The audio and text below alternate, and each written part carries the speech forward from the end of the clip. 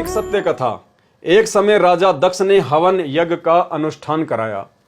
उस समय बहुत बड़ा हवन कुंड तैयार किया गया। उस यज्ञ में श्री ब्रह्मा, श्री विष्णु सहित अनेकों देवता व ब्राह्मण तथा ऋषिजन आए थे, परंतु श्री शिव जी नहीं बुलाए गए, क्योंकि राजा दक्ष की पुत्री पार्वती जी ने अपने पिता की इच्छा के विपरीत भगवान शिव से विवाह किया था, जिस कारण से राजा दक्ष ने पार्वती से कहा था कि कभी मेरे घर पर न आना। जिस कारण से पार्वती विवाह के पश्चात अपने पिता के घर नहीं आई थी, इसलिए राजा दक्ष ने अपनी पुत्री पार्वती तथा दामाद शिव को आमंत्रित नहीं किया था। किसी बात पर भगवान शिव अपनी धर्मपत्नी पार्वती जी से नाराज हो गए और उससे बातें करना तथा पत्नी व्यवहार करना बंद कर दिया। अब देखो भाई और बहनों, इस कथा से हमने एक शिक्षा और लेनी है। आज हम जितने भी सतगुरु रामपाल जी परमेश्वर जी के भगत हैं, उनकी शिष्या और शिष्य हैं, और सतगुरु रामपाल जी परमेश्वर जी के ज्ञान को समझ कर ही हमने उनकी शरण ग्रहण की है। और गुरुदेव का जो ज्ञान है वो समाज के मनमाने ज्ञान के विपरीत है। तो भाई और बहनों, एक तरफ तो हम सतगुरु रामपाल जी भगवान के ज्ञान के ऊपर समाज से दुश्मनी लेकर, समाज की तमाम व्यर्थ की परंपराओं को त्याग कर, उन रीति रिवाजों को त्याग कर सतगुरु रामपाल जी भगवान की शरण से हम जुड़े हैं।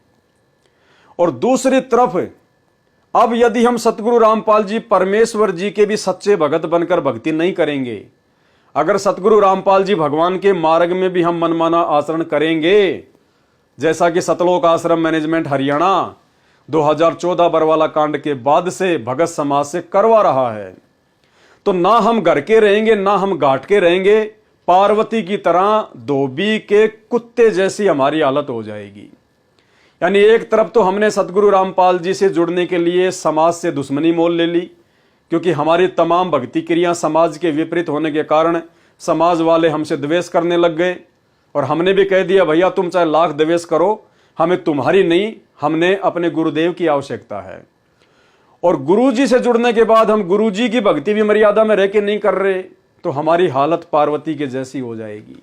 जैसी हालत आज 90% संगत की हो रही है, वो संगत जो आश्रमों से जुड़ी हुई है, ना घर की ना घाट की। तो एक तरफ तो पार्वती ने अपने पिता राजा दक्ष की आज्ञा के विरुद्ध होकर शंकर जी से विवाह कर लिया, और दूसरी तरफ उसने शंकर जी की बातों को भी महत्व नहीं दिया। जैसा शंकर जी चाहते थे वैसा उसने नहीं किया, और जबरन श्री रामचंद्र जी की परीक्षा लेने पहुंच गई, जिस कारण से भगवान शंकर उससे नाराज हो गए और उन्होंने पति पत्नी व्यवहार बंद कर दिया, बोलना चालना बंद कर दिया।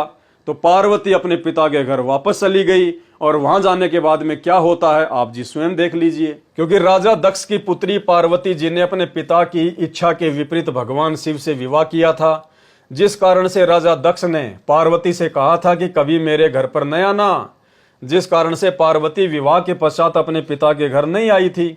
इसलिए राजा दक्ष ने अपनी पुत्री पार्वती तथा दामाद शिव को आमंत्रित नहीं किया था।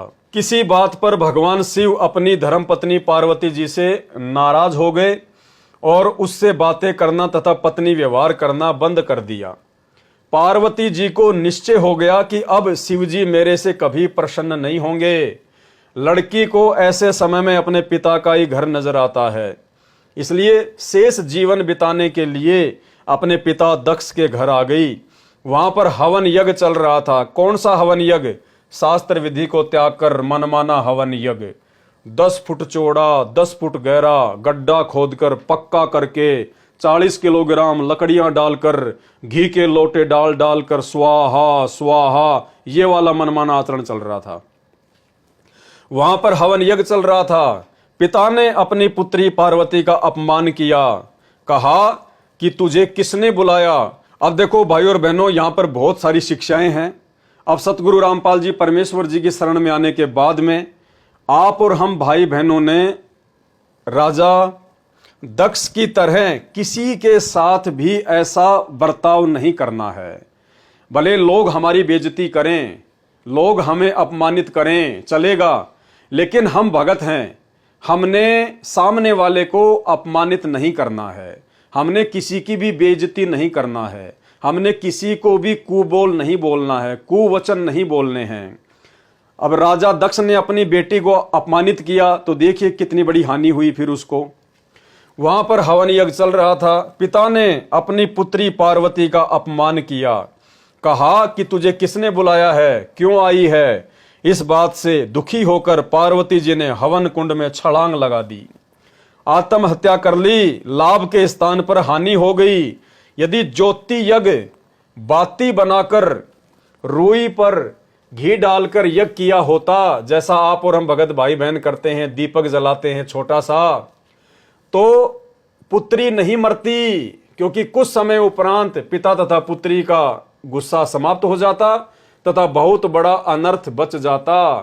इसलिए शास्त्र विधि अनुसार साधना करना ही श्रेयकर है। ये हवन यज्ञ करना भी अनिवार्य है। जो गुरु बचन पे डट गे, कट गे फंद 84 के, कट गे फंद 84 के, कट गे फंद 84 के।